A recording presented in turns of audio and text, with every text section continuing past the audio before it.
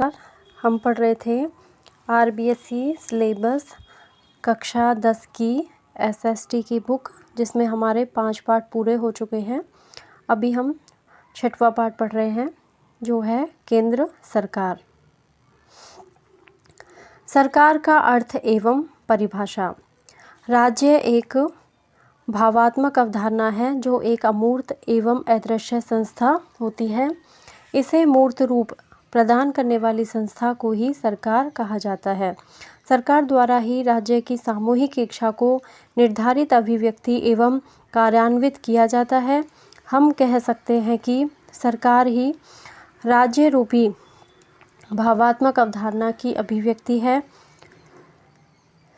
सरकार के अभाव में राज्य की कल्पना भी नहीं की जा सकती, जो राज्य के निश्चित भूभाग में बसने वाले लोगों की सेवा करने हेतु कानूनों का निर्माण करती है, उसका निष्पादन करती है तथा उनका उचित रूप से पालन न करने वालों को दंडित कर उन्हें उचित रास्ते पर लाती है। गार्नर ने सरकार की परिभाषा करते हुए कहा है, सरकार वह अभिकरण या मशीन है जिसके द्वारा राज्य की नीतियां निर्धारित की जाती हैं, सामान्य मामलों को नियमित किया जाता है तथा सामान्य हितों को उन्नत किया जाता है।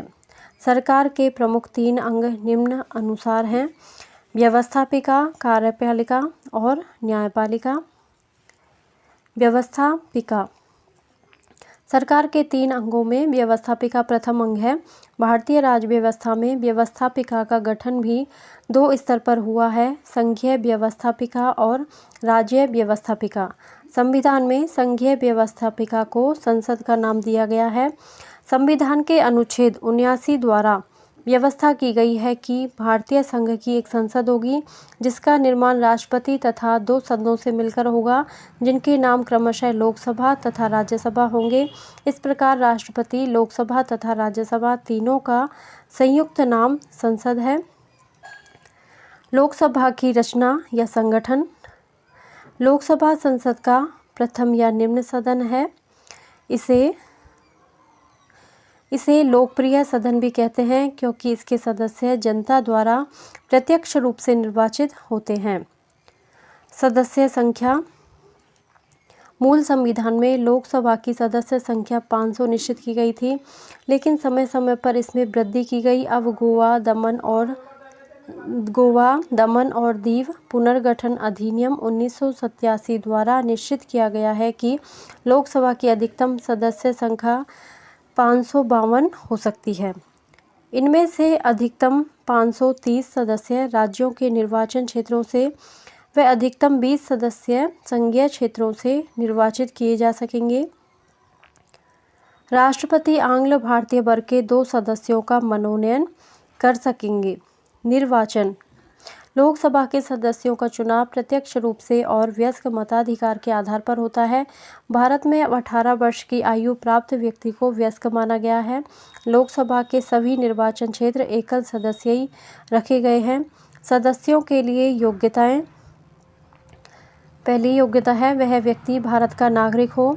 दूसरा है उसकी आयु 25 वर्ष या इससे अधिक हो।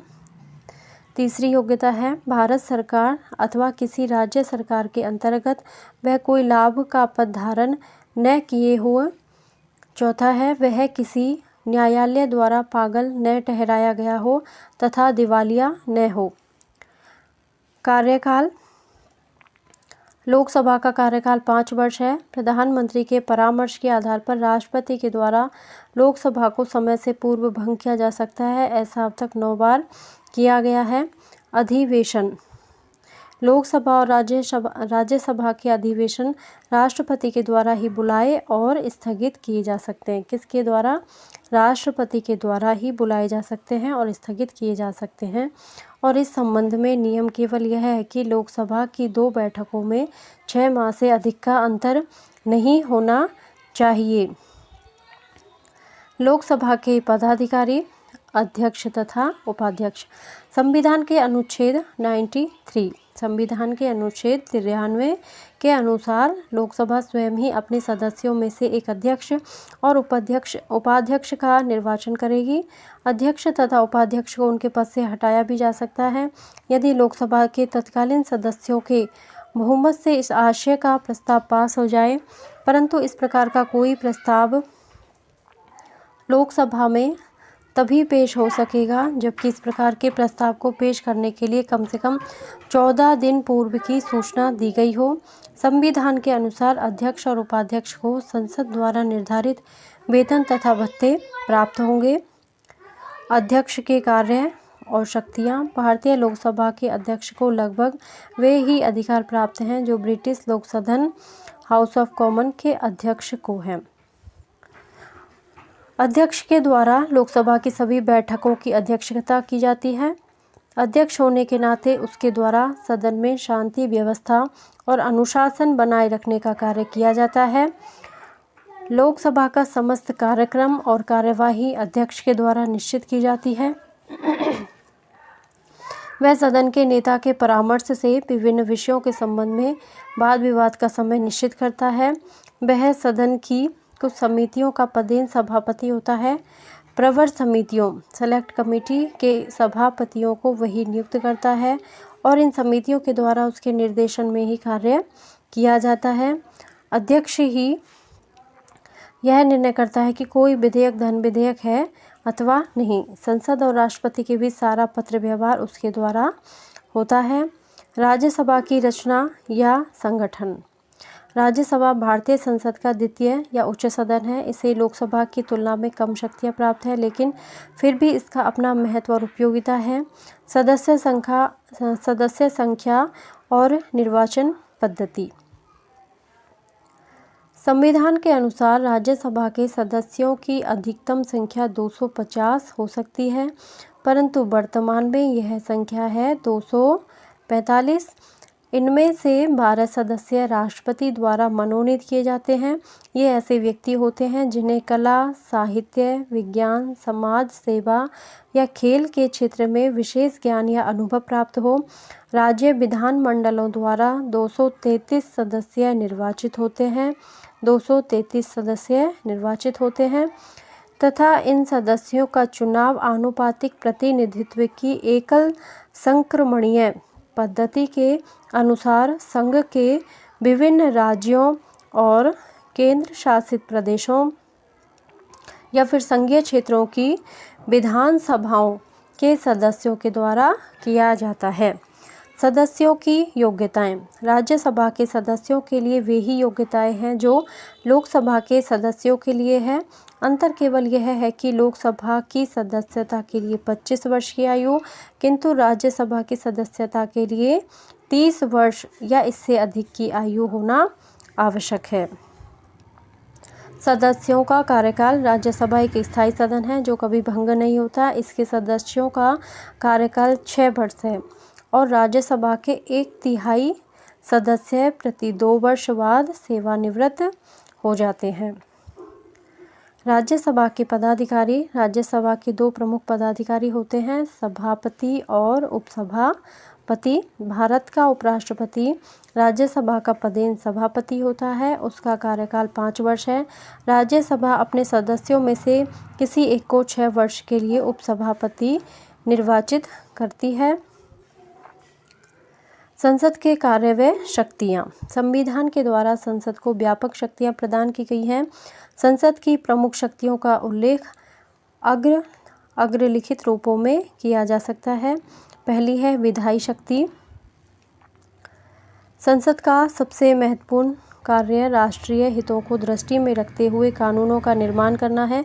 संसद को संघीय सूची में और समवर्ती सूची में उल्लेखित विषयों पर कानून निर्माण का अधिकार प्राप्त है। यद्यपि समवर्ती सूची के विषयों पर संघीय संसद और राज्य विधानमंडल दोनों के द्वारा ही कानूनों का निर्माण किया जाता है, किंतु इन दोनों द्वारा निर्मित कानूनों में पारस्परिक विरोध होने की स्थिति में संसद द्वारा निर्मित कानून ही मान्य होंगे। संसद के द्वारा अवशिष्ट विषयों पर भी कानून का निर्माण किया जाता है। संविधान में दूसरी शक्ति है संविधान में संशोधन की शक्ति। संविधान में संशोधन के संबंध में संसद को महत्वपूर्ण शक्ति प्राप्त है। संविधान के अनुसार संविधान में संशोधन का प्रस्ताव संसद में ही प्रस्तावित किया जा सकता है, किसी राज्य के विधानमंडल में नहीं। संसद के दोनों सदनों द्वारा संविधान के संशोधन का कार्य किया जाता है और संविधान के अधिकांश भाग में अकेली संसद के द्वारा ही या तो सामान्य बहुमत से या पृथक पृथक दोनों सदनों के 2/3 बहुमत से परिवर्तन किया जा सकता है। संविधान की केवल कुछ ही व्यवस्थाएं ऐसी हैं जिनमें संशोधन के लिए भारतीय संघ के आधे राज्यों के विधानमंडलों की स्वीकृति आवश्यक होती है। वित्तीय शक्तियां। जनता के प्रतिनिधि होने के नाते भारतीय संसद को राष्ट्रीय वित्त पर पूर्ण अधिकार प्राप्त है और प्रतिवर्ष वित्त मंत्री द्वारा प्रस्तावित बजट, राष्ट्रीय आय व्यय का लेखा जब तक संसद की लोकसभा से स्वीकार न करा लिया जाए उस समय तक आय व्यय से संबंधित कोई कार्य नहीं किया जा सकेगा। प्रशासनिक शक्तियां। भारतीय संविधान के द्वारा संसदात्मक व्यवस्था की स्थापना की गई है, अतः संविधान के अनुसार संघीय कार्यपालिका अर्थात मंत्रिमंडल संसद व्यवहार में लोकसभा के प्रति उत्तरदायी होता है। मंत्रिमंडल केवल उसी समय तक अपने पद पर रहता है जब तक कि उसे लोकसभा का विश्वास प्राप्त हो। संसद अनेक प्रकार से कार्यपालिका पर नियंत्रण रख सकती है। निर्वाचन संबंधी शक्तियाँ। अनुच्छेद 54 के द्वारा संसद को कुछ निर्वाचन संबंधी शक्तियाँ प्रदान की गई है। संसद के दोनों सदनों के निर्वाचित सदस्य राष्ट्रपति के निर्वाचन के लिए गठित निर्वाचक मंडल के अंग हैं। अनुच्छेद 66 के अनुसार संसद के दोनों सदनों के निर्वाचित सदस्य उपराष्ट्रपति का निर्वाचन करते हैं। विविध शक्तियाँ। उपर्युक्त के अतिरिक्त संसद को कुछ अन्य शक्तियाँ भी प्राप्त है। संसद के दोनों सदन संविधान द्वारा निर्धारित विशेष प्रक्रिया के आधार पर राष्ट्रपति के विरुद्ध महाअभियोग का प्रस्ताव पास कर उसे पदच्युत कर सकते हैं। इस प्रकार ये दोनों सदन सर्वोच्च या उच्च न्यायालय के किसी न्यायाधीश को अक्षमता व दुराचरण के आधार पर पदच्युत करने का प्रस्ताव पास कर सकते हैं। इस प्रकार का प्रस्ताव प्रत्येक सदन में 2/3 बहुमत द्वारा पारित होना चाहिए। उपराष्ट्रपति को हटाने के लिए राज्यसभा द्वारा पारित प्रस्ताव लोकसभा द्वारा अनुमोदित होना चाहिए। राष्ट्रपति द्वारा घोषित संकटकालीन घोषणा की प्रभावीता के लिए घोषणा के 1 महीने के अंदर संसद के दोनों सदनों से अनुमोदन आवश्यक है। राष्ट्रपति शासन एक बार में 6 माह के लिए लागू होता है और इसके बाद भी यदि इसे बढ़ाने की आवश्यकता हो तो यह 6 माह तक और बढ़ाया जा सकता है, पर उसके लिए संसद के दोनों सदनों की स्वीकृति आवश्यक होगी। लोकसभा की शक्तियाँ अथवा अधिकार और कार्य। पहला है विधायी शक्ति। संविधान के अनुसार भारतीय संसद संघीय सूची,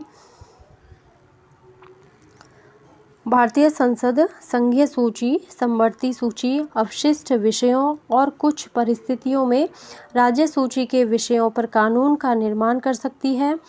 संविधान के द्वारा साधारण अवित्तीय विधेयकों और संविधान संशोधन विधेयकों के संबंध में कहा गया है कि इस प्रकार के विधेयक लोकसभा या राज्यसभा दोनों में से किसी भी सदन में प्रस्तावित किए जा सकते हैं और दोनों सदनों से पारित होने पर ही राष्ट्रपति के पास हस्ताक्षर के लिए भेजे जाएंगे। वित्तीय शक्ति। भारतीय संविधान द्वारा वित्तीय क्षेत्र के संबंध में शक्ति लोकसभा को ही प्रदान की गई है और इस संबंध में राज्यसभा की स्थिति बहुत गौण है। अनुच्छेद 109 के अनुसार धन विधेयक लोकसभा में ही प्रस्तावित किए जा सकते हैं, राज्यसभा में नहीं। लोकसभा से पारित होने के बाद धन विधेयक राज्यसभा में भेजा जाता है और राज्यसभा के लिए आवश्यक है कि उसे धन विधेयक की प्राप्ति की तिथि से 14 दिन के अंदर अंदर विधेयक लोकसभा को लौटा देना होगा। राज्यसभा विधेयक में संशोधन के लिए सुझाव दे सकती है, लेकिन उन्हें स्वीकार करना या ना करना लोकसभा की इच्छा पर निर्भर करता है। कार्यपालिका पर नियंत्रण की शक्ति। भारतीय संविधान के द्वारा संसदात्मक व्यवस्था की स्थापना की गई है, अतः संविधान के अनुसार संघीय कार्यपालिका अर्थात मंत्रिमंडल संसद व्यवहार में लोकसभा के प्रति उत्तरदायी होता है। मंत्रिमंडल केवल उसी समय तक अपने पद पर रहता है जब तक कि उसे लोकसभा का विश्वास प्राप्त हो। संविधान संशोधन संबंधी शक्ति। लोकसभा को राज्यसभा के साथ मिलकर संविधान में संशोधन परिवर्तन का अधिकार भी प्राप्त है। संविधान के अनुच्छेद 368 के अनुसार संविधान के अधिकांश भाग में संशोधन का कार्य अकेली संसद के द्वारा ही किया जा सकता है। निर्वाचक मंडल के रूप में कार्य। लोकसभा निर्वाचक मंडल के रूप में भी कार्य करती है। अनुच्छेद 54 के अनुसार लोकसभा के निर्वाचित सदस्य राज्यसभा के निर्वाचित सदस्यों तथा राज्य विधानसभाओं के निर्वाचित सदस्यों के साथ मिलकर राष्ट्रपति को निर्वाचित करते हैं। राज्यसभा के कार्य और शक्तियाँ। शक्तियों का अध्ययन निम्नलिखित रूपों में किया जा सकता है। पहली है विधायी शक्ति। लोकसभा के साथ साथ राज्यसभा भी विधि निर्माण संबंधी कार्य करती है। संविधान के द्वारा अवित्तीय विधेयकों के संबंध में लोकसभा और राज्यसभा दोनों को बराबर शक्तियां प्रदान की गई हैं। दूसरा है संविधान संशोधन की शक्ति। संविधान संशोधन के संबंध में राज्यसभा को लोकसभा के समान ही शक्ति प्राप्त है। संशोधन प्रस्ताव पर संसद के दोनों सदनों में असहमति होने पर संविधान में संशोधन का प्रस्ताव गिर जाएगा। तीसरा है वित्तीय शक्ति। राज्यसभा को कुछ वित्तीय शक्ति प्राप्त है, यद्यपि इस संबंध में संविधान द्वारा राज्यसभा को लोकसभा की तुलना में निर्बल स्थिति प्रदान की गई है। संविधान के अनुसार धन विधेयक पहले लोकसभा में ही प्रस्तावित किए जाएंगे। लोकसभा से स्वीकृत होने पर धन विधेयक राज्यसभा में भेजे जाएंगे, जिसके द्वारा अधिक से अधिक 14 दिन तक इस विधेयक पर विचार किया जा सकेगा। राज्यसभा धन विधेयक के संबंध में अपने सुझाव लोकसभा को दे सकती है, लेकिन यह लोकसभा की इच्छा पर निर्भर है कि उन प्रस्तावों को माने या ना माने। कार्यपालिका संबंधी शक्ति।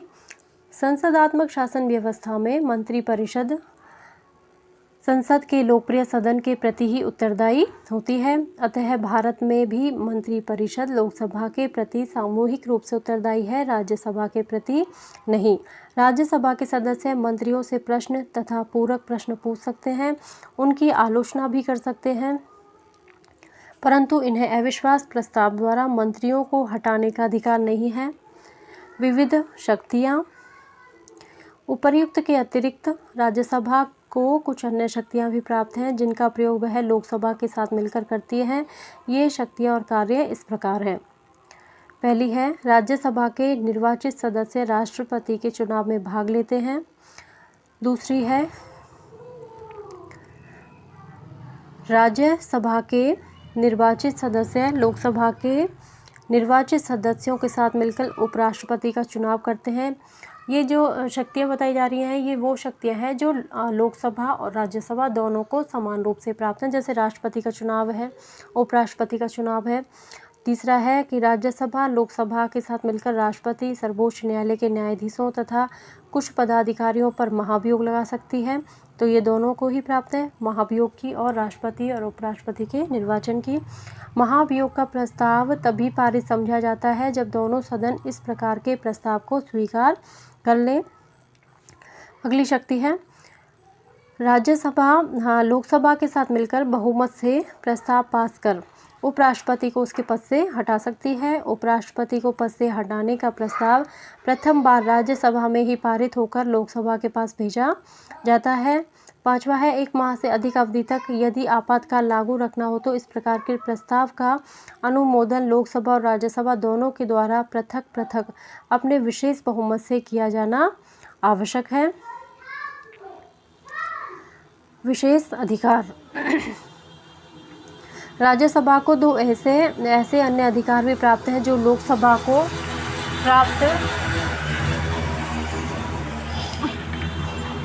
जो लोकसभा को प्राप्त नहीं है, जिनका प्रयोग अकेले राज्यसभा ही करती है।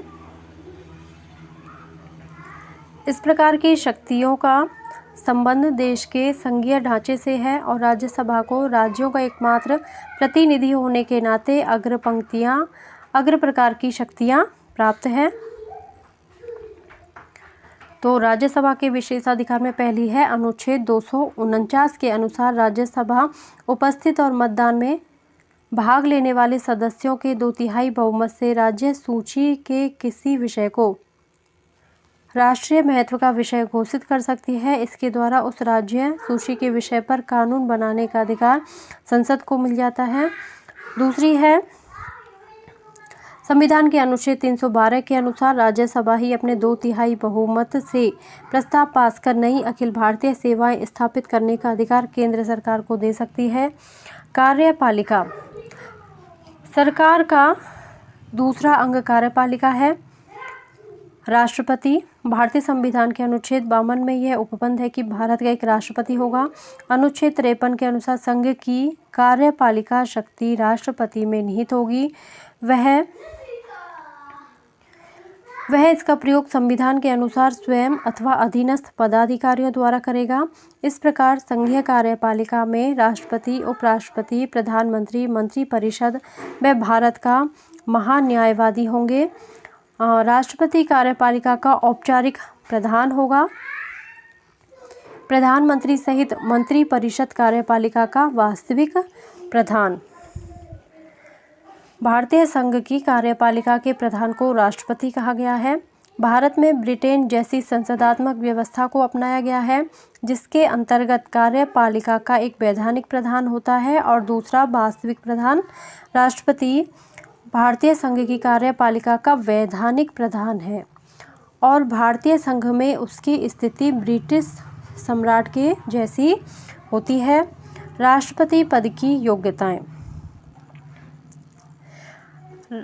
संविधान में राष्ट्रपति के पद पर निर्वाचित होने वाले व्यक्ति के लिए निम्नांकित योग्यताएं निश्चित की गई हैं। पहली है वह भारत का नागरिक हो, वह 35 वर्ष की आयु पूरी कर चुका हो, वह लोकसभा का सदस्य निर्वाचित होने की योग्यता रखता हो। इसके अतिरिक्त ऐसा कोई भी व्यक्ति जो भारत सरकार, राज्य सरकार या किसी स्थानीय सरकार के अंतर्गत पदाधिकारी हो या लाभ का पद धारण किए हो, राष्ट्रपति पद का उम्मीदवार नहीं हो सकता। राष्ट्रपति भारतीय संसद अथवा राज्यों के विधानमंडल के किसी सदन का सदस्य नहीं होगा। राष्ट्रपति का निर्वाचन। राष्ट्रपति के चुनाव के लिए अप्रत्यक्ष निर्वाचन की पद्धति को अपनाया गया है और यह चुनाव एकल संक्रमणीय पद्धति के आधार पर होता है। यह पद्धति इस प्रकार है। अप्रत्यक्ष निर्वाचन। राष्ट्रपति का चुनाव अप्रत्यक्ष रूप से ऐसे निर्वाचक मंडल द्वारा किया जाएगा जिसमें संसद के दोनों सदनों के निर्वाचित सदस्य और राज्य विधानसभाओं तथा 70वें संवैधानिक संशोधन 1992 के अनुसार संघीय क्षेत्रों की विधानसभाओं के निर्वाचित सदस्य सम्मिलित होंगे। एकल संक्रमणीय मत पद्धति। संसद तथा राज्यों और संघीय क्षेत्रों की विधानसभाओं के निर्वाचित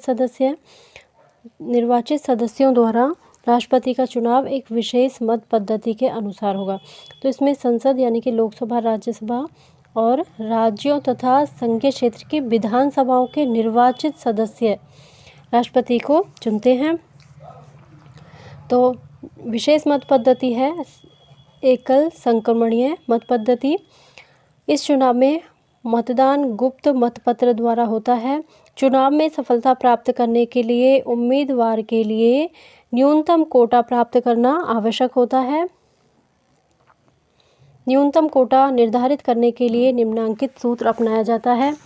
न्यूनतम कोटा दिए गए वैध मतों की संख्या बटे निर्वाचित होने वाले प्रतिनिधियों की संख्या +1 और इन सबको भी +1 कर देते हैं। तो ये न्यूनतम कोटा होता है। न्यूनतम कोटा निकालने की प्रणाली जो होती है उसका सूत्र है दिए गए वैध मतों की संख्या बटे निर्वाचित होने वाले प्रतिनिधियों की संख्या +1, और इन सबको जो निकलता है उसको +1 कर देते हैं।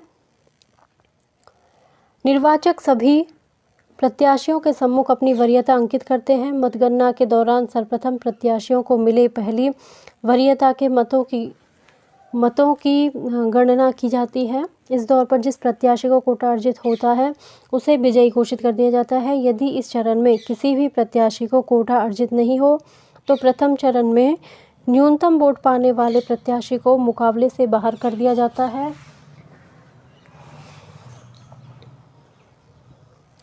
अब इस प्रत्याशी की दूसरी वरीयता के वोट अन्य प्रत्याशियों को हस्तांतरित किए जाते हैं।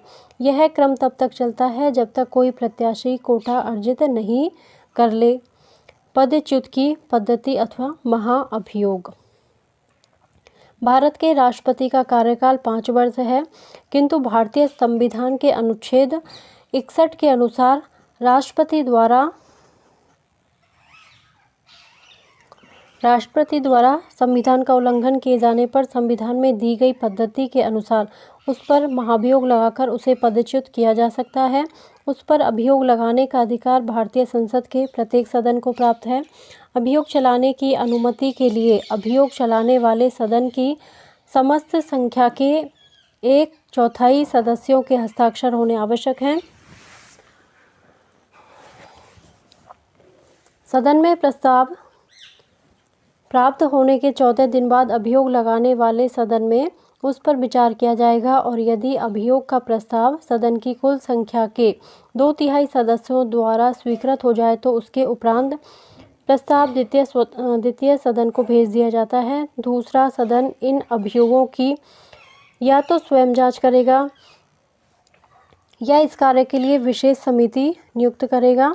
यदि सदन में राष्ट्रपति के विरुद्ध लगाए गए आरोप सिद्ध हो जाते हैं तो दूसरा सदन भी अपने कुल सदस्यों के कम से कम 2/3 बहुमत से महाभियोग के प्रस्ताव को स्वीकार कर ले तो प्रस्ताव स्वीकृत होने की तिथि से राष्ट्रपति पदच्युत समझा जाएगा। राष्ट्रपति की शक्तियां और कार्य। अध्ययन की सुविधा के लिए राष्ट्रपति की समस्त शक्तियों को प्राथमिक रूप से 2 भागों में बांटा जा सकता है। पहली सामान्य कालीन शक्तियाँ, दूसरी है संकटकालीन शक्तियाँ। सामान्य कालीन शक्तियाँ संविधान के द्वारा सामान्य काल में राष्ट्रपति को जो शक्तियाँ प्रदान की गई हैं उनका अध्ययन निम्नलिखित 5 शीर्षकों के अंतर्गत किया जा सकता है। पहली सामान्यकालीन शक्ति है कार्यपालिका अथवा प्रशासनिक शक्तियाँ। संविधान के अनुच्छेद 53 के अनुसार संघ की कार्यपालिका शक्ति राष्ट्रपति में निहित होगी और वह इसका प्रयोग संविधान के अनुसार स्वयं या अपने अधीनस्थ पदाधिकारियों द्वारा करेगा। इस प्रकार शासन का समस्त कार्य राष्ट्रपति के नाम से होगा और सरकार के समस्त निर्णय उसके ही माने जाएंगे। महत्वपूर्ण अधिकारियों की नियुक्ति व पदच्युति। राष्ट्रपति भारत संघ के अनेक महत्वपूर्ण अधिकारियों की नियुक्ति करता है, जैसे प्रधानमंत्री की सलाह से अन्य मंत्री, राज्यों के राज्यपाल, उच्चतम न्यायालय और उच्च न्यायालयों के न्यायाधीशों, महालेखा परीक्षक, संघीय लोक सेवा आयोग के अध्यक्ष और सदस्य तथा विदेशों में राजदूत आदि। शासन संचालन संबंधी शक्ति। इस संबंध में उसके द्वारा विभिन्न प्रकार के नियम बनाए जा सकते हैं। वह संसद के दोनों सदनों की संयुक्त बैठक, सर्वोच्च न्यायालय के अधिकारियों व कर्मचारियों की नियुक्ति तथा नियंत्रक व महालेखा परीक्षक की शक्तियों से संबंधित नियमों का निर्माण करता है। मंत्रिपरिषद के सदस्यों के बीच विभागों का वितरण भी उसी के द्वारा किया जाता है। अगली शक्ति है वैदेशिक क्षेत्र में शक्ति। भारतीय संघ का वैधानिक प्रमुख होने के नाते राष्ट्रपति वैदेशिक क्षेत्र में भारत का प्रतिनिधित्व करता है। वह विदेशों में स्थित भारतीय दूतावासों के लिए राजदूतों व कूटनीतिक प्रतिनिधियों की नियुक्ति करता है और विदेशों के राजदूत व राजनयिक प्रतिनिधियों के प्रमाण पत्रों को स्वीकार करता है। विदेशों से संधियां और समझौते भी राष्ट्रपति के नाम से किए जाते हैं। सैनिक क्षेत्र में शक्ति। राष्ट्रपति भारत की समस्त सेनाओं का प्रधान सेनापति है, किंतु इस अधिकार का प्रयोग वह कानून के अनुसार ही कर सकता है। प्रतिरक्षा सेवाओं, युद्ध और शांति आदि के विषय में कानून बनाने की शक्ति केवल संसद को प्राप्त है। अतः भारतीय राष्ट्रपति संसद की स्वीकृति के बिना न तो युद्ध की घोषणा करा सकता है और न ही सेनाओं का प्रयोग कर सकता है। विधायी शक्ति। भारत का राष्ट्रपति भारतीय संघ की कार्यपालिका का वैधानिक प्रधान तो है ही, उसे भारतीय संसद का भी अभिन्न अंग माना गया है और इस रूप में राष्ट्रपति को विधायी क्षेत्र की विभिन्न शक्तियां प्राप्त हैं। जैसे पहली है विधायी क्षेत्र का प्रशासन। ये इसकी मतलब राष्ट्रपति की विधायी शक्ति है, विधायी क्षेत्र का प्रशासन। राष्ट्रपति को विधायी क्षेत्र के प्रशासन से संबंधित अनेक शक्तियां प्राप्त हैं। वह संसद के अधिवेशन बुलाता है और अधिवेशन समाप्ति की घोषणा करता है। वह प्रधानमंत्री की सिफारिश पर लोकसभा को उसके निश्चित काल से पूर्व भी भंग कर सकता है। अब तक 9 बार लोकसभा को समय पूर्व भंग किया जा चुका है। संसद के अधिवेशन के प्रारंभ में राष्ट्रपति दोनों सदनों की संयुक्त बैठक में भाषण देता है। उसके द्वारा अन्य अवसरों पर भी संसद को संदेश या उनकी बैठकों में भाषण देने का कार्य किया जा सकता है। राष्ट्रपति के इन भाषणों में शासन की सामान्य नीति की घोषणा की जाती है। सदस्यों को मनोनीत करने की शक्ति। राष्ट्रपति को राज्यसभा में 12 सदस्यों को मनोनीत करने का अधिकार है, जिनके द्वारा साहित्य, विज्ञान, कला या अन्य किसी क्षेत्र में विशेष सेवा की गई हो। वह लोकसभा में 2 आंग्ल भारतीय सदस्यों को मनोनीत कर सकता है। विधेयक पर निषेधाधिकार का प्रयोग। निषेधाधिकार मतलब वीटो का प्रयोग। विधेयक पर वीटो का प्रयोग। संसद द्वारा स्वीकृत प्रत्येक विधेयक राष्ट्रपति की स्वीकृति के बाद ही कानून का रूप ग्रहण करता है। वह साधारण विधेयकों को कुछ सुझावों के साथ संसद को पुनः विचार के लिए लौटा सकता है, लेकिन यदि विधेयक संसद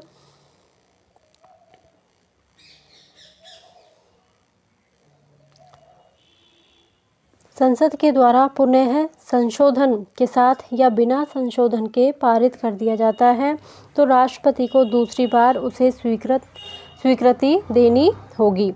अध्यादेश जारी करने की शक्ति। जिस समय संसद का अधिवेशन न रहा हो, उस समय राष्ट्रपति को अध्यादेश जारी करने का अधिकार प्राप्त है।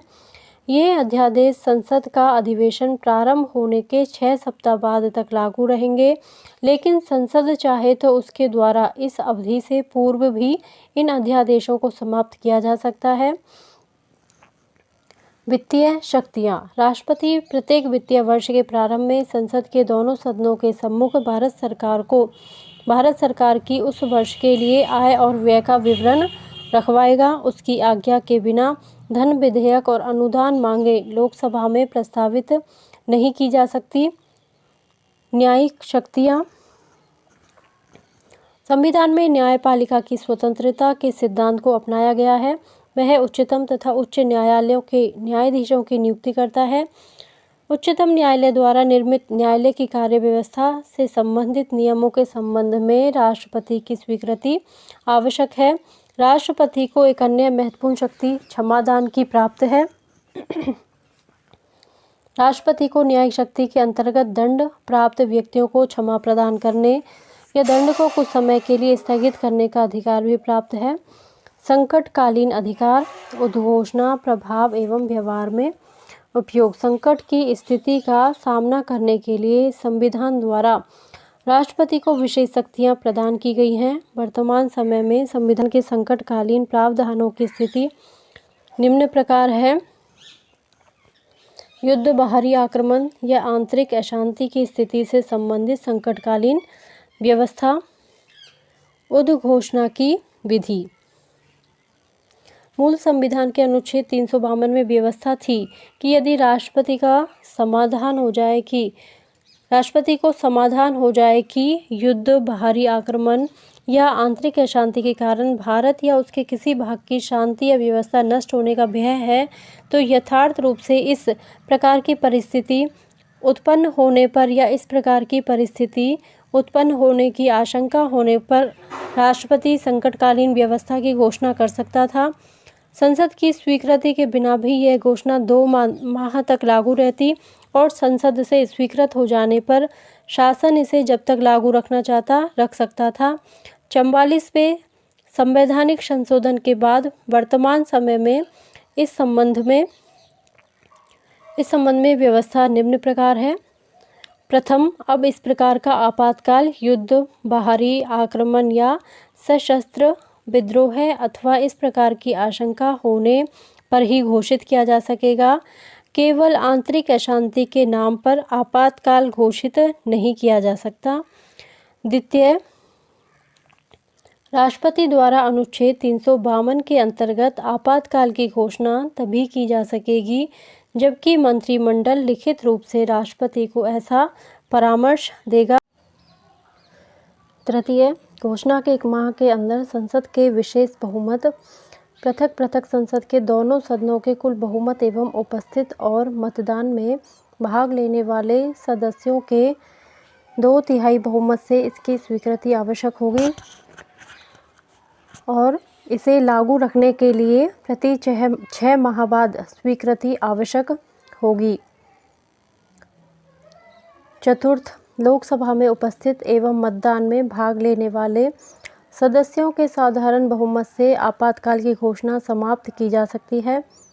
राज्यों में संवैधानिक तंत्र के विफल होने से उत्पन्न संकटकालीन व्यवस्था उद्घोषणा की विधि। अनुच्छेद 356 के अनुसार राष्ट्रपति को राज्यपाल के प्रतिवेदन या अन्य किसी प्रकार से समाधान हो जाए कि ऐसी परिस्थिति पैदा हो गई है कि राज्य का शासन संविधान के उपबंधों के अनुसार नहीं चलाया जा सकता, तो वह उस राज्य के लिए संकटकाल की घोषणा कर सकता है। संसद की स्वीकृति के बिना यह घोषणा 2 माह से अधिक की अवधि के लिए लागू नहीं रहेगी। संसद के द्वारा एक प्रस्ताव पास कर राज्य में 6 माह के लिए राष्ट्रपति शासन लागू किया जा सकता है। इस प्रकार प्रस्ताव संसद के दोनों सदनों द्वारा अलग अलग अपने साधारण बहुमत से पास किया जा सकता है। किसी भी परिस्थिति में 3 वर्ष के बाद राष्ट्रपति शासन लागू नहीं रखा जा सकेगा। वित्तीय संकट उद्घोषणा की विधि। अनुच्छेद 360 के अनुसार जब राष्ट्रपति को यह विश्वास हो जाए कि ऐसी परिस्थितियां उत्पन्न हो गई हैं जिनसे भारत के वित्तीय स्थायित्व या साख को खतरा है, तो वह वित्तीय संकट की घोषणा कर सकता है। ऐसी घोषणा के लिए भी वही अवधि निर्धारित है जो प्रथम प्रकार के संकट की घोषणा के लिए है।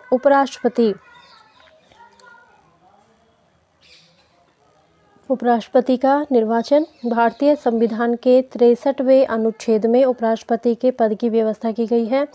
उपराष्ट्रपति का निर्वाचन संसद के दोनों सदनों की संयुक्त बैठक में होता है और यह निर्वाचन आनुपातिक प्रतिनिधित्व प्रणाली की एकल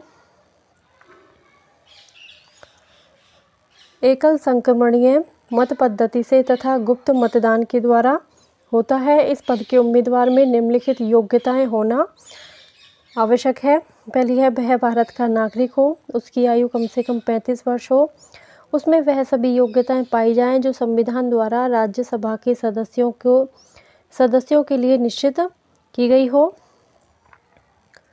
पदच्युति। उपराष्ट्रपति का कार्यकाल 5 वर्ष का होता है, किंतु वे स्वेच्छा से त्यागपत्र द्वारा इस अवधि के पूर्व भी अपना पद छोड़ सकता है अथवा उसे राज्यसभा के कुल बहुमत द्वारा पास किए गए प्रस्ताव से, जिसे लोकसभा भी स्वीकार कर ले, पदच्युत भी किया जा सकता है। ऐसे प्रस्ताव की सूचना 14 दिन पूर्व ही दी जानी आवश्यक है। उपराष्ट्रपति की शक्तियां और कार्य। उपराष्ट्रपति की शक्तियां और कार्य इस प्रकार हैं। पहला है, राज्यसभा का पदेन सभापति। उपराष्ट्रपति राज्यसभा का पदेन सभापति होता है। चूँकि वह राज्यसभा का सदस्य नहीं होता, इसलिए उसे मतदान का अधिकार नहीं है, परंतु यदि विषय के पक्ष और विपक्ष में बराबर मत हो तो उसे निर्णायक मत देने का अधिकार होता है। उपराष्ट्रपति का यह सबसे प्रमुख कार्य होता है। राष्ट्रपति की अनुपस्थिति में उसके पद का कार्यभार संभालना। उपराष्ट्रपति निम्न 4 स्थितियों में राष्ट्रपति पद का कार्यभार संभालता है: राष्ट्रपति की मृत्यु हो जाने पर, राष्ट्रपति के त्यागपत्र देने पर और महाभियोग के कारण राष्ट्रपति की पदच्युति पर, अन्य किसी कारण से उत्पन्न राष्ट्रपति की असमर्थता की स्थिति में, जैसे रोग या विदेश यात्रा होने पर। प्रधानमंत्री। भारतीय संविधान का अनुच्छेद 74 प्रधानमंत्री पद की व्यवस्था करता है। प्रधानमंत्री की नियुक्ति संविधान में उपबंधित है कि प्रधानमंत्री की नियुक्ति राष्ट्रपति करेगा। संसदात्मक प्रणाली के मूलभूत सिद्धांत के अनुसार राष्ट्रपति लोकसभा में बहुमत दल के नेता को प्रधानमंत्री पद पर नियुक्त करने के लिए बाध्य है। फिर भी कुछ ऐसी परिस्थितियां हो सकती हैं जिनमें राष्ट्रपति प्रधानमंत्री की नियुक्ति के संबंध में विवेक का प्रयोग कर सके। प्रधानमंत्री के कार्य, शक्तियां और अधिकार। संसदात्मक शासन व्यवस्था के अंतर्गत प्रधानमंत्री ही संविधान भवन रूपी व्रत खंड की मुख्य शिला होता है। मंत्रिपरिषद का निर्माण। अपना पद ग्रहण करने के बाद प्रधानमंत्री का सर्वप्रथम कार्य मंत्रिपरिषद का निर्माण करता होता है। प्रधानमंत्री ही निर्णय करता है कि वैधानिक सीमा के अंतर्गत रहते हुए मंत्रिपरिषद में कितने मंत्री हों और कौन कौन मंत्री हो। मंत्रियों में विभागों का बंटवारा और परिवर्तन। मंत्रियों में विभागों का बंटवारा करते समय भी प्रधानमंत्री स्वयं विवेक के अनुसार ही कार्य करता है और प्रधानमंत्री द्वारा किए गए अंतिम विभाग वितरण पर साधारणतः कोई आपत्ति नहीं की जा सकती। मंत्रिपरिषद का कार्य संचालन। प्रधानमंत्री मंत्रिमंडल की बैठकों का सभापतित्व और मंत्रिमंडल की समस्त कार्यवाही का संचालन करता है। मंत्रिपरिषद की बैठक में उन्हीं विषयों पर विचार किया जाता है जिन्हें प्रधानमंत्री कार्यसूची या एजेंडा में रखे। शासन के विभिन्न विभागों में समन्वय। प्रधानमंत्री शासन के समस्त विभागों में समन्वय स्थापित करता है जिससे कि समस्त शासन एक इकाई के रूप में कार्य कर सके। लोकसभा का नेता। प्रधानमंत्री संसद का मुख्यतः लोकसभा का नेता होता है और कानून निर्माण के समस्त कार्य में प्रधानमंत्री ही नेतृत्व प्रदान करता है। वार्षिक बजट सहित सभी सरकारी विधेयक उसके निर्देश अनुसार ही तैयार किए जाते हैं। राष्ट्रपति तथा मंत्रिमंडल के बीच संबंध स्थापित करता। सार्वजनिक महत्व के मामलों पर राष्ट्र के प्रधान से केवल प्रधानमंत्री के माध्यम से ही संपर्क स्थापित किया जा सकता है। वही राष्ट्रपति को मंत्रिमंडल के निश्चयों से परिचित कराता है और वही राष्ट्रपति के परामर्श को मंत्रिमंडल तक पहुंचाता है। विभिन्न पद प्रदान करना। संविधान द्वारा राष्ट्रपति को जिन उच्च पदाधिकारियों की नियुक्ति का अधिकार दिया गया है, व्यवहार में उनकी नियुक्ति राष्ट्रपति स्वयं विवेक से नहीं वरन प्रधानमंत्री के परामर्श से ही करता है। मंत्रिपरिषद। मूल संविधान के अनुच्छेद 74 में उपबंधित है कि राष्ट्रपति को उसके कार्यों के संपादन में सहायता एवं परामर्श देने के लिए मंत्रिपरिषद होगी जिसका प्रधान प्रधानमंत्री होगा। सैद्धांतिक रूप से भारतीय संविधान द्वारा समस्त कार्यपालिका शक्ति राष्ट्रपति में निहित है और राष्ट्रपति को सहायता तथा परामर्श देने के लिए प्रधानमंत्री के नेतृत्व में एक मंत्रिपरिषद की व्यवस्था की गई है। लेकिन संविधान के द्वारा अपनाई गई संसदात्मक शासन व्यवस्था में राष्ट्रपति एक संवैधानिक शासक मात्र है और वास्तविक रूप से कार्यपालिका की समस्त सत्ता, सहायता और परामर्श देने वाली समस्त शक्तियां मंत्रिमंडल में निहित है। मंत्रिपरिषद का गठन। प्रधानमंत्री की नियुक्ति। भारतीय संविधान के अनुच्छेद 75 के अनुसार प्रधानमंत्री की नियुक्ति राष्ट्रपति के द्वारा होगी तथा अन्य मंत्रियों की नियुक्ति राष्ट्रपति द्वारा प्रधानमंत्री के परामर्श से की जाएगी। संविधान के अनुसार राष्ट्रपति प्रधानमंत्री की नियुक्ति करता है। दूसरा है प्रधानमंत्री द्वारा मंत्रियों का चयन। अन्य मंत्रियों की नियुक्ति के संबंध में संवैधानिक स्थिति यह है कि राष्ट्रपति प्रधानमंत्री की राय से अन्य मंत्रियों की नियुक्ति करेगा, लेकिन व्यवहार में राष्ट्रपति प्रधानमंत्री के परामर्श को मानने के लिए बाध्य है। मंत्रियों में कार्य विभाजन। मंत्रिपरिषद के गठन के बाद प्रधानमंत्री के द्वारा इससे अधिक कठिन कार्य उनके बीच विभागों के विभाजन का किया जाता है। वैधानिक दृष्टि से इस संबंध में प्रधानमंत्री को पूर्ण शक्ति प्राप्त है, लेकिन व्यवहार में विभागों का वितरण करते हुए प्रधानमंत्री को कई बातों का ध्यान रखना होता है। मंत्रियों के लिए आवश्यक योग्यताएं। मंत्रिपरिषद का सदस्य बनने के लिए कानूनी दृष्टि से यह आवश्यक है कि व्यक्ति संसद के किसी सदन का सदस्य हो। यदि कोई व्यक्ति मंत्री बनते समय संसद सदस्य नहीं है तो उसे 6 महीने के अंदर अंदर संसद सदस्य बनना अनिवार्य है। ऐसा न होने पर उसे अपना पद छोड़ना पड़ेगा। मंत्रियों द्वारा शपथ ग्रहण। पद ग्रहण करने से पूर्व प्रधानमंत्री सहित प्रत्येक मंत्री को राष्ट्रपति के सामने पद और गोपनीयता की 2 शपथ लेनी होती है। मंत्रिपरिषद का कार्यकाल। मंत्रिपरिषद का कार्यकाल निश्चित नहीं होता।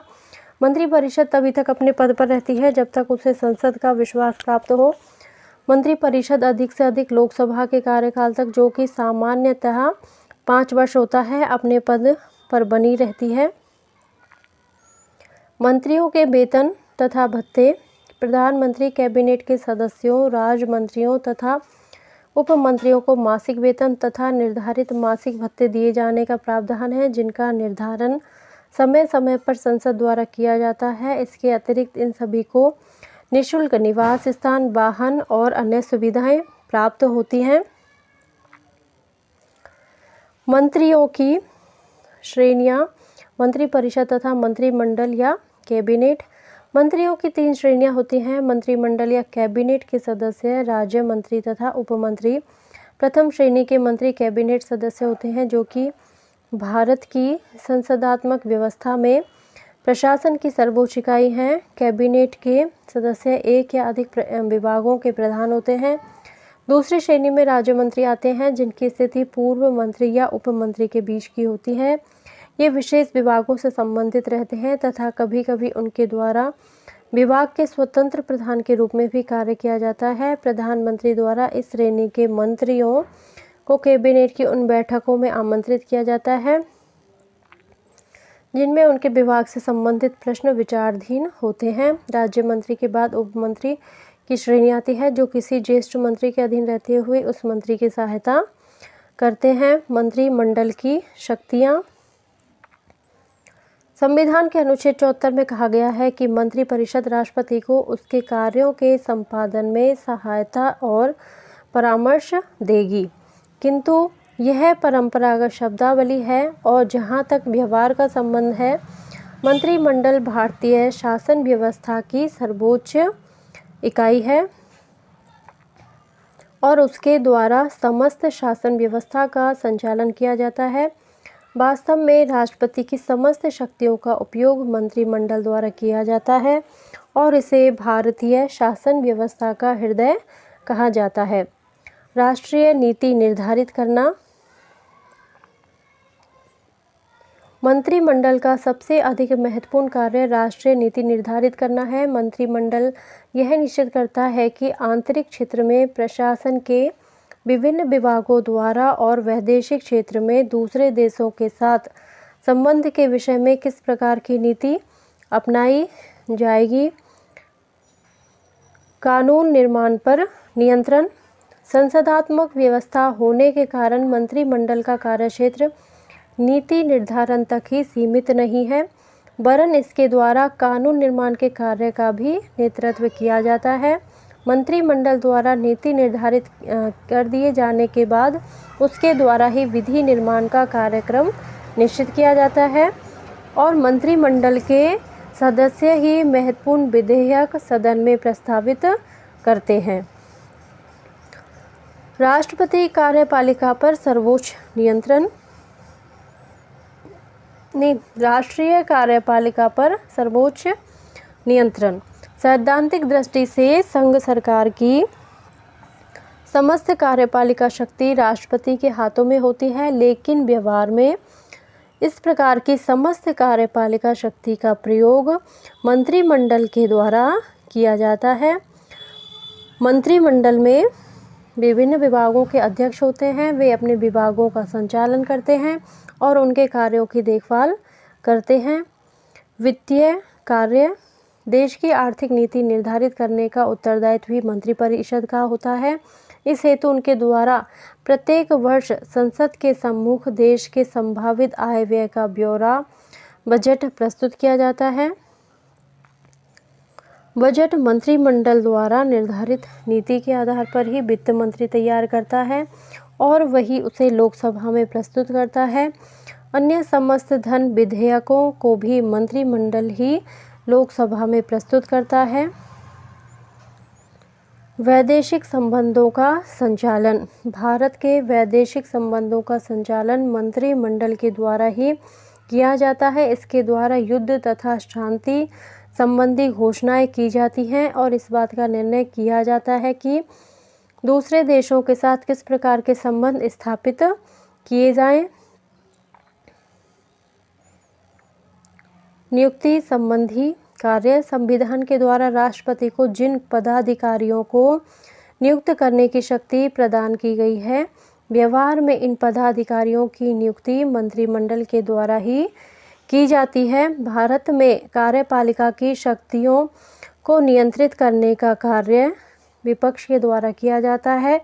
विपक्ष सत्ता पक्ष को नियंत्रित करने एवं शासन व्यवस्था को संविधान के अनुसार संचालित करने के लिए निम्नलिखित साधनों द्वारा सरकार को प्रभावित एवं नियंत्रित करता है। न्यायपालिका, सरकार का तीसरा अंग न्यायपालिका है। सर्वोच्च न्यायालय का गठन, न्यायाधीशों की संख्या।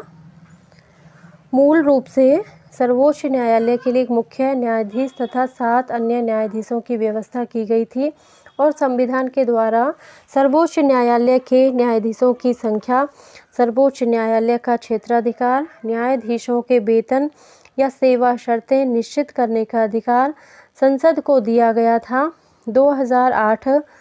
2008 में मुख्य न्यायाधीश सहित न्यायाधीशों की संख्या 31 कर दी गई। सर्वोच्च न्यायालय के न्यायाधीशों की नियुक्ति भारत का राष्ट्रपति करता है। भारत के प्रमुख न्यायाधीश की नियुक्ति के संबंध में राष्ट्रपति सर्वोच्च न्यायालय अथवा उच्च न्यायालय के ऐसे न्यायाधीशों से परामर्श लेता है जिनसे वह इस संबंध में परामर्श लेना आवश्यक समझता है। वर्तमान में सर्वोच्च न्यायालय व उच्च न्यायालय में न्यायाधीशों की नियुक्ति कॉलेजियम व्यवस्था से की जाती है, जिसके अनुसार सर्वोच्च न्यायालय के मुख्य न्यायाधीश व 4 वरिष्ठतम न्यायाधीशों को एक समूह राष्ट्रपति को नाम प्रस्तावित करते हैं। कौन कौन? एक मुख्य न्यायाधीश और 4 वरिष्ठतम न्यायाधीश। तो राष्ट्रपति को एक नाम प्रस्तावित करते हैं व राष्ट्रपति इन्हीं नामों में से न्यायाधीशों की नियुक्ति करते हैं। न्यायाधीशों की योग्यताएं, सर्वोच्च न्यायालय के न्यायाधीशों में निम्नलिखित योग्यताओं का होना आवश्यक है। वह भारत का नागरिक हो, वह किसी उच्च न्यायालय अथवा 2 या 2 से अधिक न्यायालयों में लगातार कम से कम 5 वर्ष तक न्यायाधीश के रूप में कार्य कर चुका हो, या किसी उच्च न्यायालय या न्यायालयों में लगातार 10 वर्ष तक अधिवक्ता रह चुका हो, या राष्ट्रपति की दृष्टि में कानून का उच्च कोटि का ज्ञाता हो। कार्यपालिका तथा महाभियोग, साधारणतः सर्वोच्च न्यायालय का प्रत्येक न्यायाधीश 65 वर्ष की आयु तक अपने पद पर आसीन रह सकता है।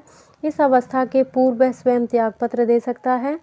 सिद्ध कदाचार अथवा असमर्थता के कारण संसद के द्वारा न्यायाधीश को उसके पद से हटाया जा सकता है। यदि संसद के दोनों सदन अलग अलग अपने कुल सदस्यों के 2/3 बहुमत से इसको अयोग्य या आपत्तिजनक आचरण करने वाला प्रमाणित कर देते हैं, तो भारत के राष्ट्रपति आदेश से उस न्यायाधीश को अपने पद से हटाना होगा। वेतन, भत्ते व अन्य सुविधाएं। मुख्य न्यायाधीश को 1 लाख रुपये मासिक तथा अन्य न्यायाधीशों को 90,000 रुपये मासिक वेतन मिलता है। न्यायाधीशों के लिए पेंशन व सेवानिवृत्ति पेंशन, ग्रेजुएटी की व्यवस्था भी है। वेतन एवं भत्ते समय समय पर संशोधित होते रहते हैं। उन्मुक्तियाँ। न्यायाधीशों को अपने सभी कार्यों व निर्णयों के लिए आलोचना से मुक्ति प्रदान की गई है। न्यायालय का मुख्य स्थान। अनुच्छेद 130 के अनुसार सर्वोच्च न्यायालय का प्रधान कार्यालय दिल्ली में है। न्यायाधीशों पर प्रतिबंध। संविधान में यह निश्चित किया गया है कि जो व्यक्ति भारत में सर्वोच्च न्यायालय में न्यायाधीश रह चुके हैं वे पद से निवृत्ति के बाद भारत में किसी न्यायालय या किसी भी अधिकारी के सामने वकालत नहीं कर सकते। सर्वोच्च न्यायालय के क्षेत्राधिकार या शक्तियाँ तथा कार्य। भारतीय संविधान के द्वारा सर्वोच्च न्यायालय को बहुत अधिक व्यापक क्षेत्राधिकार प्रदान किया गया है, जिसका अध्ययन निम्नलिखित रूपों में किया जा सकता है। प्रारंभिक क्षेत्राधिकार। सर्वोच्च न्यायालय के प्रारंभिक क्षेत्राधिकार को निम्नलिखित 2 वर्गों में रखा जा सकता है। प्रारंभिक एकमेव क्षेत्राधिकार। प्रारंभिक एकमेव क्षेत्राधिकार का आशय उन विवादों से है जिनकी सुनवाई केवल भारत के सर्वोच्च न्यायालय के द्वारा की जा सकती है। सर्वोच्च न्यायालय के प्रारंभिक एकमेव क्षेत्राधिकार के अंतर्गत निम्न विषय आते हैं। भारत सरकार तथा एक या एक से अधिक राज्यों के बीच विवाद। भारत सरकार, संघ का कोई राज्य या राज्यों तथा एक या अधिक राज्यों के बीच विवाद। 2 या 2 से अधिक राज्यों के बीच संवैधानिक विषयों के संबंध में उत्पन्न कोई विवाद। प्रारंभिक समवर्ती क्षेत्राधिकार। संविधान द्वारा प्रदत्त मौलिक अधिकारों को लागू करने के संबंध में सर्वोच्च न्यायालय के साथ साथ उच्च न्यायालय को भी अधिकार प्रदान किया गया है। अतः मौलिक अधिकारों के उल्लंघन से संबंधित जो विवाद हैं वे चाहे तो पहले किसी राज्य के उच्च न्यायालय में और चाहे तो सीधे सर्वोच्च न्यायालय में उपस्थित किए जा सकते हैं। अपीलीय क्षेत्राधिकार। सर्वोच्च न्यायालय को प्रारंभिक क्षेत्राधिकार के साथ साथ संविधान ने अपीलीय क्षेत्राधिकार भी प्रदान किया है और यह भारत का अंतिम अपीलीय न्यायालय है। उसे समस्त राज्यों के उच्च न्यायालयों के निर्णय के विरुद्ध अपील सुनने का अधिकार है। सर्वोच्च न्यायालय के अपीलीय क्षेत्राधिकार को निम्न 4 वर्गों में विभाजित किया जा सकता है। संवैधानिक, दीवानी, फौजदारी व विशिष्ट। संवैधानिक। संविधान के अनुच्छेद 132 के अनुसार यदि उच्च न्यायालय यह प्रमाणित कर दे कि विवाद में संविधान की व्याख्या से संबंधित कानून का कोई महत्वपूर्ण प्रश्न निहित है तो उच्च न्यायालय के निर्णय की अपील सर्वोच्च न्यायालय में भी की जा सकती है। दीवानी। इस संबंध में मूल संविधान के अंतर्गत यह व्यवस्था थी कि उच्च न्यायालय से सर्वोच्च न्यायालय में केवल ऐसे ही दीवानी विवादों की अपील की जा सकती है जिसमें विवादग्रस्त राशि 20,000 रुपये से अधिक हो, किंतु 1973 में हुए 30वें संविधान संशोधन द्वारा अनुच्छेद 133 को संशोधन कर उक्त धनराशि की सीमा 20,000 हटाते हुए अब यह निश्चित किया गया है कि सभी दीवानी विवादों की अपील सर्वोच्च न्यायालय में की जा सकेगी। फौजदारी के क्षेत्र में उन विवादों में उच्च न्यायालयों के निर्णय के विरुद्ध सर्वोच्च न्यायालय में अपील की जा सकती है जिनमें उच्च न्यायालय ने नीचे के न्यायालय के ऐसे किसी निर्णय को रद्द करके अभियुक्त को मृत्युदंड दे दिया हो जिसमें नीचे के न्यायालय ने अभियुक्त को अपराध मुक्त कर दिया था, या उच्च न्यायालय ने नीचे के न्यायालय में चल रहे किसी विवाद को अपने यहाँ लेकर अभियुक्त को मृत्युदंड दे दिया हो, या उच्च न्यायालय यह प्रमाणित कर दे कि मामला सर्वोच्च न्यायालय में अपील के योग्य है। विशिष्ट। कुछ ऐसे मामले हो सकते हैं जो उपर्युक्त श्रेणी में नहीं आते लेकिन सर्वोच्च न्यायालय का हस्तक्षेप आवश्यक हो सकता है। अतः अनुच्छेद 135 के अनुसार सर्वोच्च न्यायालय को अधिकार दिया गया है कि सैनिक न्यायालय को छोड़कर वह भारत के अन्य किसी न्यायालय द्वारा न्यायमंडल के निर्णय के विरुद्ध सर्वोच्च न्यायालय में अपील करने की अनुमति प्रदान कर दे। अपील के लिए विशेष आज्ञा देने का अधिकार संविधान के अनुच्छेद 136 के अनुसार सर्वोच्च न्यायालय को स्वयं भी यह अधिकार प्राप्त है कि वह सैनिक न्यायालय को छोड़कर भारत राज्य क्षेत्र के किसी भी न्यायालय या न्यायाधिकरण के निर्णय के विरुद्ध अपने यहाँ अपील की अनुमति दे सकता है। उसकी इस शक्ति पर कोई संवैधानिक प्रतिबंध नहीं है। परामर्श संबंधी क्षेत्राधिकार। संविधान ने सर्वोच्च न्यायालय को परामर्श संबंधी क्षेत्राधिकार भी प्रदान किया है। अनुच्छेद 143 के अनुसार यदि किसी समय राष्ट्रपति को प्रतीत हो कि विधि या तथ्य का कोई ऐसा प्रश्न पैदा हुआ है जो सार्वजनिक महत्व का है, तो वह उस प्रश्न पर सर्वोच्च न्यायालय का परामर्श मांग सकता है। न्यायालय के परामर्श को स्वीकार या अस्वीकार करना राष्ट्रपति के विवेक पर निर्भर होगा। अभिलेख न्यायालय। अनुच्छेद 129 सर्वोच्च न्यायालय को अभिलेख न्यायालय का स्थान प्रदान करता है। अभिलेख न्यायालय के दो आशय हैं। प्रथम, इस न्यायालय के निर्णय सब जगह साक्ष्य के रूप में स्वीकार किए जाएंगे और इन्हें किसी भी न्यायालय में प्रस्तुत किए जाने पर उसकी प्रामाणिकता के विषय में प्रश्न नहीं उठाया जाएगा। द्वितीय, इस न्यायालय के द्वारा न्यायालय अवमानना के लिए किसी भी प्रकार का दंड दिया जा सकता है। मौलिक अधिकारों का रक्षक। भारत का सर्वोच्च न्यायालय नागरिकों के मौलिक अधिकारों का रक्षक है। न्यायालय मौलिक अधिकारों को लागू करने के लिए बंदी प्रत्यक्षीकरण, परमादेश, प्रतिषेध, अधिकार प्रत्याशा और उत्प्रेषण के लेख जारी कर सकता है। संविधान का संरक्षण। न्यायिक पुनरावलोकन की शक्ति। संविधान के द्वारा सर्वोच्च न्यायालय को संविधान के संरक्षण का कार्य भी प्रदान किया गया है, जिसका अर्थ यह है कि सर्वोच्च न्यायालय को कानूनों की वैधानिकता की जांच करने की शक्ति प्राप्त है। अनुच्छेद 131 और अनुच्छेद 132 सर्वोच्च न्यायालय को संघीय तथा राज्य सरकारों द्वारा निर्मित विधियों के पुनरावलोकन का अधिकार देता है। यदि संघीय संसद या राज्य विधानमंडल संविधान का अतिक्रमण करते हैं या मौलिक अधिकारों के विरुद्ध विधि का निर्माण करते हैं, तो संघीय संसद या राज्य विधानमंडल द्वारा निर्मित ऐसी विधि को सर्वोच्च न्यायालय अवैधानिक घोषित कर सकता है। सर्वोच्च न्यायालय की इस शक्ति को न्यायिक पुनरावलोकन की शक्ति कहा जाता है। महत्वपूर्ण बिंदु। भारतीय संविधान में संघीय व्यवस्थापिका को संसद का नाम दिया गया है। संसद के निम्न 3 अंग हैं। राष्ट्रपति, जो कार्यपालिका का प्रधान है और इसकी कानून निर्माण के क्षेत्र में भी भूमिका है। लोकसभा, जो प्रथम या निम्न सदन अथवा लोकप्रिय सदन है। राज्यसभा, जो द्वितीय अर्थात उच्च सदन या वरिष्ठ सदन है। लोकसभा की अधिकतम सदस्य संख्या 552 हो सकती है।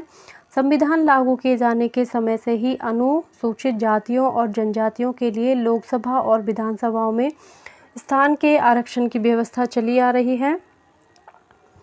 लोकसभा का कार्यकाल 5 वर्ष है। प्रधानमंत्री के परामर्श के आधार पर लोकसभा को समय से पूर्व भी भंग किया जा सकता है।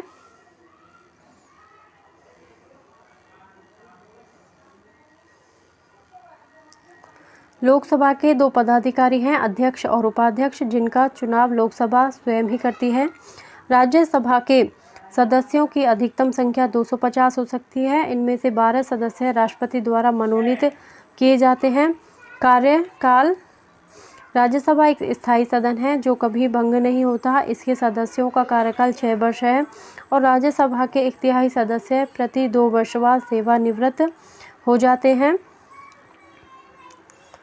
राज्यसभा के 2 प्रमुख पदाधिकारी होते हैं, सभापति और उपसभापति। भारत का उपराष्ट्रपति राज्यसभा का पदेन सभापति होता है। संसद के कार्य और शक्तियाँ।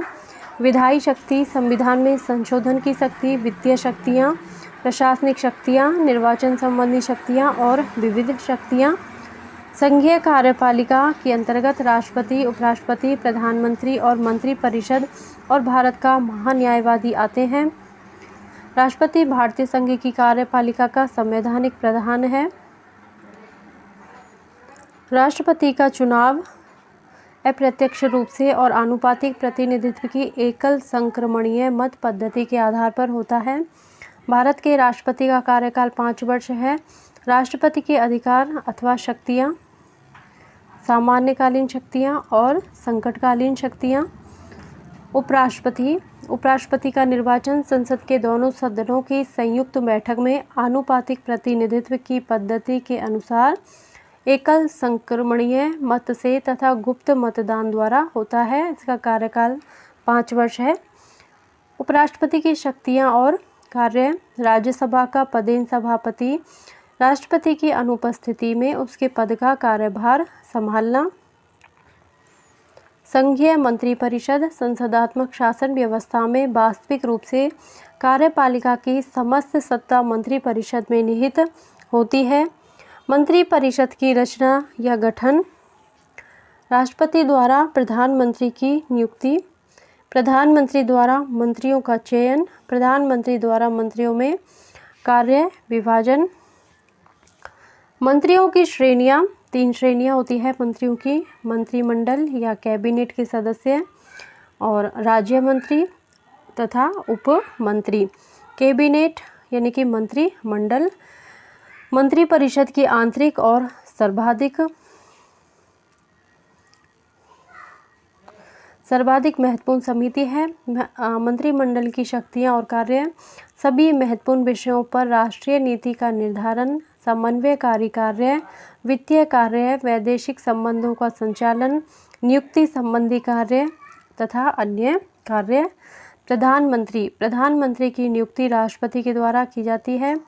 सर्वोच्च न्यायालय की आवश्यकता और महत्व: संविधान का रक्षक होता है सर्वोच्च न्यायालय। संघात्मक व्यवस्था का रक्षक होता है, मौलिक अधिकारों का रक्षक होता है। सर्वोच्च न्यायालय का गठन: वर्तमान में एक मुख्य न्यायाधीश और 30 अन्य न्यायाधीश हैं।